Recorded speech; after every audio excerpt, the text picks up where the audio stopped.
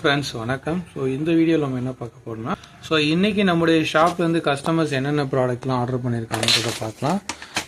So first பார்க்க போகிற product வந்து டெக்னோசெட் சொல்லக்கூடியது. ஸோ இதில் வந்து பார்த்தீங்கன்னா சல்ஃபர் ப்ளஸ் ஜிங்க் காம்பினேஷன் இருக்கும்.